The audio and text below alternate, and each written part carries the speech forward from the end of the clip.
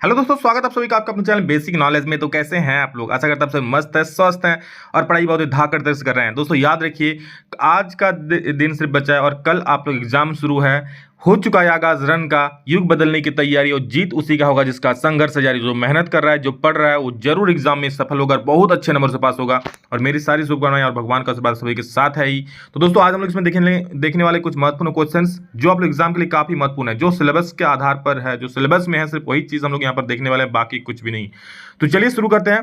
और main pattern आपको लोगों को पता हो जाए और आप लोग समझ जाओ तो यार कोई भी क्वेश्चन आओगे एकदम फोड़ कर आओगे आप। कहते हैं ना कि एग्जाम पेपर के खोपड़ी में छेद कर आओगे, तो वही वाला बात है। चलिए तैयार हो जाइए और देखते हैं कुछ सवाल। ये सब पहला सवाल तो आप लोगों को पता है, मैंने बहुत बार बताया। पाई क्या है? तो एक अपरिमेय संख्या है, महत्वपूर्ण सवाल है, देख लीजिएगा। Pi is an irrational number. Next question, ये आप लोगों का सिलेबस में नहीं है लेकिन याद रख लीजिए, अगर आता है तो बोल देना। ये 0.36 हो जाएगा, तो ये शांत दशमलव प्रसार हो जाता है। अब अगला सवाल देखिए, इसको आप कैसे करोगे? 5 plus root 5 into 5 minus root 5, ये A plus B into A minus B के रूप में है ना, तो क्या हो जाएगा? ए स्क्वायर यानी कि 5 का स्क्वायर माइनस बी स्क्वायर यानी कि रूट 5 का स्क्वायर। एक फॉर्मूला होता है दोस्तों कि ए plus B into A minus B बराबर ए स्क्वायर माइनस बी स्क्वायर। ए स्क्वायर यानी कि 5 का स्क्वायर और बी स्क्वायर यानी कि रूट 5 का स्क्वायर। 5 का स्क्वायर 25 हो जाएगा, रूट 5 का स्क्वायर रूट किसी रूट का स्क्वायर की जगह रूट हट जाता है यानी कि 5 हो जाएगा। आंसर जो होगा दोस्तों फाइनली आप लोग का 20 आंसर हो जाएगा। ऑप्शन नंबर डी को मार दीजिए। और अगला सवाल देखिए, काफी बढ़िया है, इस प्रकार का भी सवाल आएगा। इस प्रकार का जब भी सवाल रहेगा, बस आप लोग नीचे को देखिए, नीचे अगर सेम सेम है ना तो पावर को जोड़ दीजिए। नीचे 2 2 है तो बस पावर को जोड़ दीजिए, क्या होगा? 2/3 और प्लस में दोस्तों 1/3। 3 और 3 का लघुत्तम कितना हो जाएगा? 3 हो जाएगा।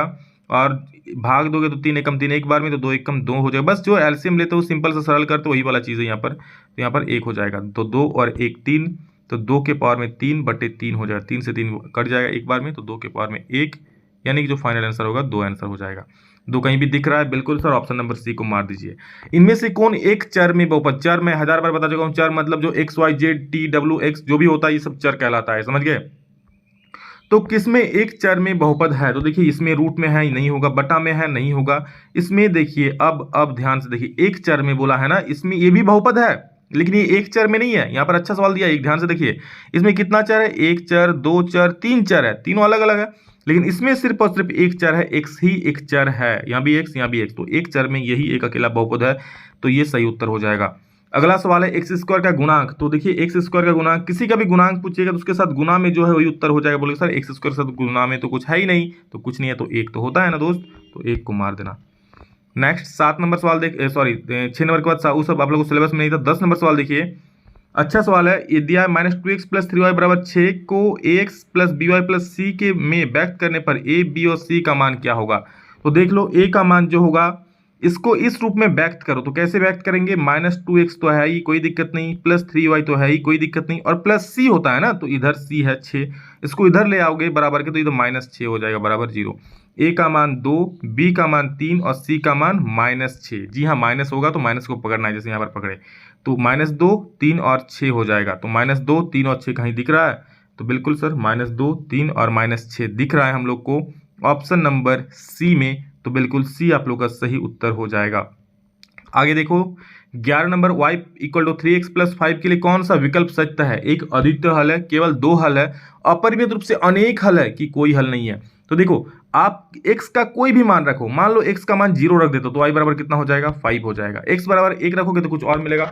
मतलब x के हर एक मान के लिए y का मान बदल जाता है। y इतना बेवफा है कि y का मान, x का मान बदला तो y भी बदला, समझ गए? मतलब आप कोई भी मान रखो, अलग अलग मान मिलता रहेगा, और ये 1 2 बार नहीं होने वाला है, बहुत बार, अनंत बार होने वाला है। यानी कि कितना हल होगा? जी हाँ, बिल्कुल सही पकड़े, ऑप्शन नंबर सी सही हो जाएगा। आगे देखो, x plus Y equal to 4 का हल है, का कितना हल है दोस्त? तो देखो इसमें मैंने बताया था पॉइंट, ऑप्शंस के हिसाब से जाओगे। ऐसा कौन ऑप्शंस होगा जिसमें आपको बराबर में 4 मिल जाएगा एक्स और वाई को जोड़ करके? तो देखो 4 है, एक्स प्लस वाई है ना, तो यहाँ पर 1 है और वाई है, 1 है और वाई का वैल्यू 3 है ना, तो 1 + 3 करोगे तो 4 हो जाएगा, तो इधर 4 है, तो सही उत्तर हो जाएगा। मैंने कहा था ऑप्शंस में इसमें टिक करना सबसे ज़्यादा है। अगला सवाल है दोस्तों कि एक्स अक्ष का समीकरण है, तो एक्स अक्ष का समीकरण देख लीजिए, याद रखिएगा एक्स अक्ष में y का वैल्यू बिल्कुल 0 होता है। एक्स अक्ष में कुछ भी मान लीजिए, x का तो होगा बट y इक्वल टू 0, तो सबसे अच्छा और सटीक आंसर जो है आप लोग का ऑप्शन नंबर बी है, y इक्वल टू 0, याद रख लीजिएगा। एक्स अक्ष में अगर पूछा कि एक्स अक्ष का समीकरण तो y इक्वल टू 0, अगर पूछा y अक्ष का समीकरण तो x इक्वल टू 0, याद रखना उल्टा कर देना, ठीक है। अगर x का पूछेगा तो y इक्वल टू 0 कर देना, y का पूछेगा तो x इक्वल टू 0 कर देना। निर्देशांक -2,4 का भुज है, x वाले से फिक्स है, भुज मतलब याद रखना x का वैल्यू -2 है तो ये भुज हो जाएगा, और कोटि होता है 4 जो y का मान होता है, समझ गए।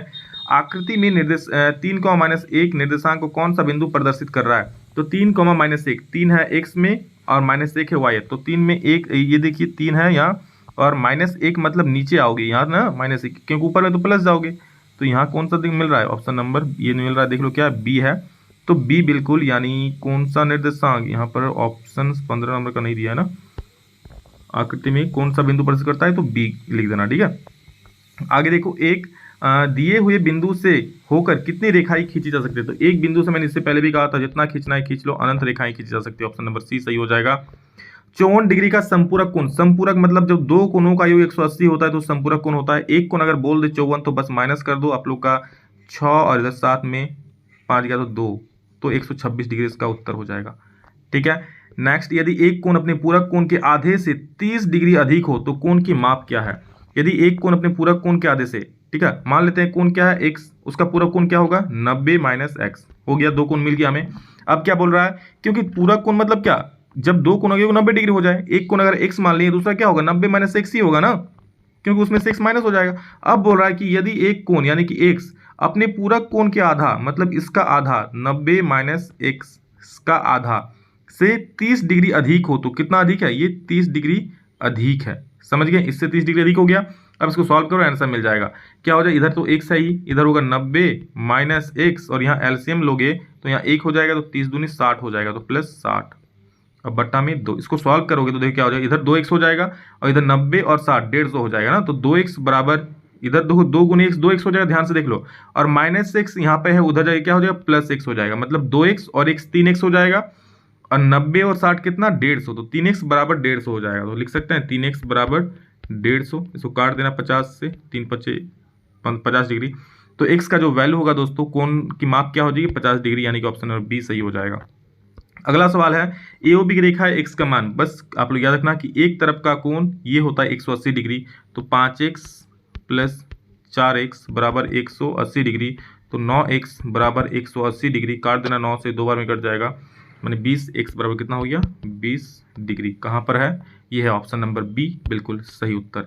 आगे देखो नेक्स्ट क्वेश्चन 20 नंबर, यदि AB बराबर QR, BC बराबर PR, CR बराबर PQ है, तो AB BC QR PR, तो क्या होगा, आप अगर आप ABC को ले रहे हो ना तो यहाँ पर QR P को लेना पड़ेगा, तो ABC और QR P कहीं पे है, देखो कहीं नहीं है, चलो देखो फिर क्या होगा, एक काम करो, चलो दो त्रिभुज बना लो, सबसे बढ़िया होगा, इसका नाम दो A, इसका नाम दो B, इसका नाम C, इसका नाम P, इसका नाम Q, इसका नाम R, ठीक है।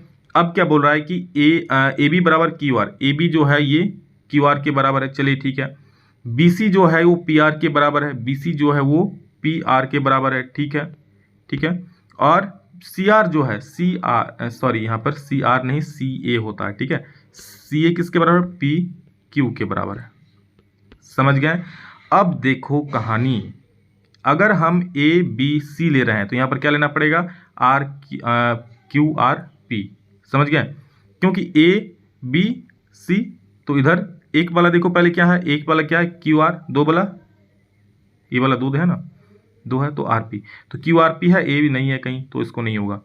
अच्छा CABA अगर ले रहे हैं, CBA ले रहे हैं, तो यहाँ पर क्या होना चाहिए, CBA है तो PRQ, हाँ ये देखिए हो रहा है, CB आ जाइए, CB में 2 है, ठीक है, चलिए CB में 2 है, और PR में भी 2 है, CB के बाद A में जा रहा हो BA, तो इसके बाद यहाँ पे क्या जा रहा हो RQ, ठीक है, तो CBA होगा तो क्या हो जाएगा PRQ हो जाएगा, समझ गए, बिल्कुल सही जवाब है, तो यहाँ पर इसको आप टिक कर देना, BA और RQ, BA और RQ सही है, ये वाला ऑप्शन नंबर बी बिल्कुल सही उत्तर है, ठीक है। चलो आगे देखते हैं हम लोग, नेक्स्ट क्वेश्चन 21 नंबर में क्या दिया हुआ है।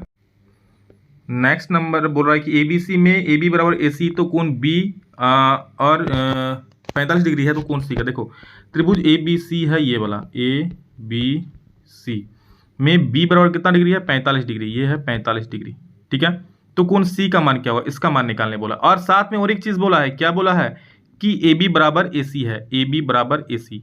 आपको पता है कि बराबर भुजाओं का समूह कोण बराबर होता है, तो बराबर भुजा है, इसका समूह कोण ये और ये हो जाएगा, तो ये 45, तो ये भी 45, यानी कि कोण सी भी हो जाएगा 45 डिग्री। समझ गए? चलो आप लोगों को मैं एक काम देता हूँ, होमवर्क बताना आप लोग कोण ए का मान कितना होगा, कमेंट में बोलना सभी लोग। कोण ए का मान कितना होगा कमेंट में सभी लोग बोलना, जो यहाँ तक देखे हैं बिल्कुल पढ़ रहे हैं मेहनत से, और आप लोग एग्जाम में अच्छा नंबर भी लाओगे, मुझे विश्वास है। इसी प्रकार से मेहनत करते रहो। नेक्स्ट क्वेश्चन देख लो क्या है। त्रिभुज एबीसी में, एबीसी और डीएफ में ए बी बराबर एफ डी, कोण ए बराबर कोण डी, दोनों त्रिभुज एस से एस अभिकृत से सर्वांगसम होंगे यदि, ठीक है क्या? तो देखो एस ए एस, आपको दो त्रिभुज बनाते हैं ए बी सी, एक ए एक बी एक सी, और एक क्या है डी ई एफ। तो चलो डी एफ बनाओ, डी ई एफ, ठीक है ये है। तो ए बी सी और डी एफ में ए बी बराबर एफ डी हो जाएगा, ए बी बराबर एफ डी बोला है, तो ए बी बराबर एफ डी। चलो ठीक है। कोण यहाँ पर ए है ना, तो कोण ए बराबर डी बोला है, कोण ए बराबर डी बोला है। एस ए एस नियम को पता होगा, दो साइड में दो को भुजा होगा और बीच में कोण होता है। तो देखिए ये भुजा हो गया, ये कोण हो गया, तो कोण वाला भुजा बच रहा है, ये बच रहा है ना, तो ए सी बराबर डी होना चाहिए, ए सी बराबर डी। कहीं भी ऑप्शन में दिख रहा है ए सी बराबर डी? जी सर, ऑप्शन नंबर बी दिख रहा है, तो इसको मार दो ए सी बराबर डी। समझ गए? बिल्कुल आसान आसान क्वेश्चंस, और इसी पैटर्न पर दोस्तों आप लोग क्वेश्चंस पूछे जाएंगे, समझ रहे हो? तो मैं जिस प्रकार से आपको समझा रहा हूं, ठीक है, कि हाँ कैसे कोई क्वेश्चन बन रहा है, उसको आपको मैथ में बिल्कुल भी रटना नहीं है। आपको क्या, किसी को भी मैथ में नहीं रटना है। मैथ में अगर रटोगे तो यार अच्छा नंबर नहीं ला पाओगे। आप समझ लो, मैंने इसको भी समझाया किस प्रकार से करना है। अब रट के यही वाला क्वेश्चन आ जाएगा तो ठीक है, अब मान लीजिए डिजिट चेंज कर, 2 की जगह 3 लिख देता, फिर क्या करोगे? तो इसलिए समझ लो, दुनिया का कोई भी क्वेश्चन होगा आप फोड़ कराओगे, ये मेरा वादा है, मेरा गारंटी है। बस जिस प्रकार से मैं समझा रहा हूं उस प्रकार से समझ लो और दिमाग में ठोक करके रख लो, आप लोग जाके सीधा एग्जाम में ठोक दोगे, फोड़ कराओगे बिल्कुल क्वेश्चन पेपर को, ठीक है? तो दोस्तों इस प्रकार से आप लोग मेहनत करते रहिए, और आप लोगों के लिए एक स्पेशल वीडियो आने वाला है। ये तो 2 को, एक मैंने इससे पहले साइंस का छोड़ दिया, उसको देख लेना। और मॉडल पेपर मैंने अलग से प्लेलिस्ट भी बनाया हुआ है, मॉडल पेपर का और इंपॉर्टेंट क्वेश्चंस का प्लेलिस्ट में जाकर आप लोग वीडियो चेक कर लेना। कोई अगर वीडियो आप लोग को नहीं मिल रहा है तो मॉडल पेपर का और इंपॉर्टेंट क्वेश्चंस का मैंने प्लेलिस्ट में लिंक डाल दिया है, तो प्लेलिस्ट मिल जाएगा वहाँ पर आप लोग को डिस्क्रिप्शन में, तो वहाँ से जाकर चेक कर लो, सारा वीडियोस वहाँ पे आप लोगों को मिल जाएगा, ठीक है? बस इसी प्रकार से मेहनत कर लीजिए, मेरी सारी शुभकामनाएं आप सभी के साथ है। आज का दिन है, आज पढ़ लो यार धुआंधार तरीके से। कल आप लोग का एग्जाम है, कल आपको पता है कि 4 सब्जेक्ट का एग्जाम है, ठीक है? तो बस आज का दिन है, पढ़ लो, थोड़ा सा भी कोई तुक नहीं बनता है टाइम वेस्ट करने का। मेरी सारी शुभकामनाएं आप सभी के साथ है। चलिए, love you all, thank you all of you. अभी के लिए इतना ही, फिर मिलेंगे नेक्स्ट वीडियो में जल्द ही, तब तक के लिए जय हिंद, वंदे मातरम।